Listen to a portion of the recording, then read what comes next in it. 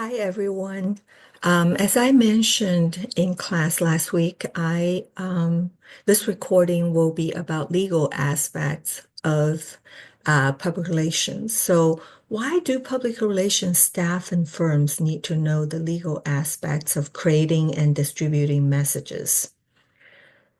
A public relations person can be named as a co-conspirator with other organizational officials if he or she does one of the following: participates in an illegal action, example, bribing a government official, counsels, guides the policy behind an illegal action, takes a major personal part in illegal action, helps establish a front group which conceals information, and cooperates in any other illegal action. So you can see that it's very important for PR person to understand the legal aspects of percolations. So the first concept I want to discuss is called defamation. Defamation is a broader concept. So I'm going to first talk about two other terms. The first is called slander. Slander is a false oral statement. So for instance, I'm making a false statement about somebody on TV or radio that fits slander. Another term, it's called libel. Libel is printed falsehood, so making false statement on uh, in magazines or newspaper. Libel is treated more seriously due to wider circulation, and journalists, they're particularly wary of libel because it usually involves a large cash awards if journalists are found responsible for libel. And now there's a little difference. So usually we just use defamation to discuss all cases, whether it's slander or libel. And so the defamation, the definition for defamation is any false statement about a person or organization that creates public hatred, contempt, ridicule, or inflicts injury on reputation. So in a defamation case, a person or organization must prove the following as plaintiff. So they must prove that the false statement was communicated to others through print, broadcast, or electronic means. The person claiming to be libeled was identified or is identifiable. So either they're named or there's very detailed description that it's identifiable. You know it's that person. There was actual injury in the form of money losses, loss of reputation, or mental suffering. And the person making the statement was malicious or negligent. So if you're a public figure, you have to prove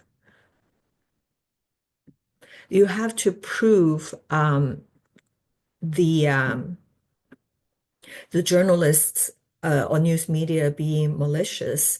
And if you're a private citizen as a plaintiff, then you just need to prove they're being negligent. So it's a lot easier um, to prove. In general, private citizens have more success winning defamation suits than do public figures or uh, corporations because government officials, political candidates, entertainers, and other newsworthy personalities must prove that there was actual malice. Increasingly, corporations are using fraud and the contract law instead of defamation. So there's a landmark case between Food Line and versus ABC.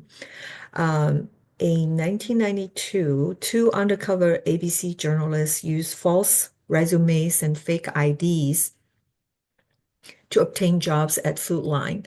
And they used hidden cameras to record unsafe food handling practices at the Food Line stores, including practices such as repackaging meat and chicken with new expiration dates after the original dates had expired.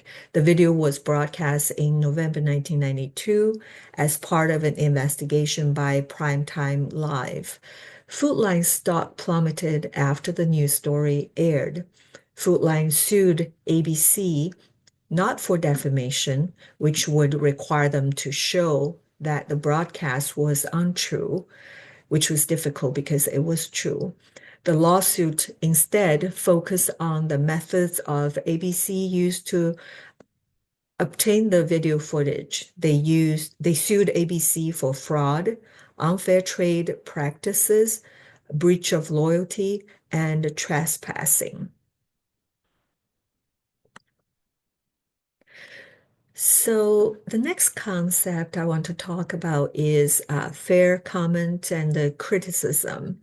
The fair comment defense is often used by food, theater, or music critics that criticize a restaurant, play, or record. So, for instance, if you're movie critics, you can criticize, make negative comments about a movie, as long as you're not personally attacking the director, the actors, and etc.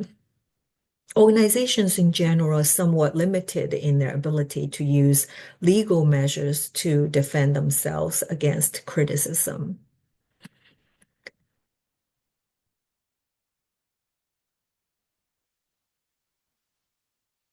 So, what precautions should a public relations person take to avoid invasion of privacy lawsuit? So, in journalism, we have this concept called implied consent, which is very common in newsworthy material. So, as a journalist, if you're being interviewed by a journalist, you assume that the interviewee would assume that it's going to be um, broadcast, right? So, but in public relations, you need to be very sensitive in those four areas. The first one is employee newsletter. So you need to avoid embarrassment for the employees. And the second is photo releases. So you need to understand the context. So the photo might be taken for another purpose, and now you want to use the photo for a new purpose. So you need to be careful about that. You need to ask for permission. Also, if you're using their photos or whatever for product publicity, sales, promotion, and advertising, you need to get their written permission. And media inquiries about employees. So if media call to want to interview a certain employee, here are some information you can disclose and information you cannot disclose. So the information you can disclose is their employee status. Yes, they're still being employed by your company, and their job title and brief description of the job title and the date of beginning employment, or if they no longer work there, termination date. The information that you cannot disclose is their salary, their marital status, how many children they have, the organizational membership they have, job performance, and home address.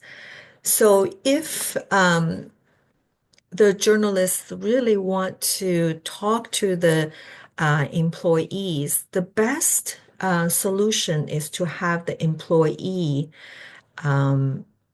you arrange for the employee to contact the reporter. So then, whatever the employee want to say, that's their issue. It's not your problem.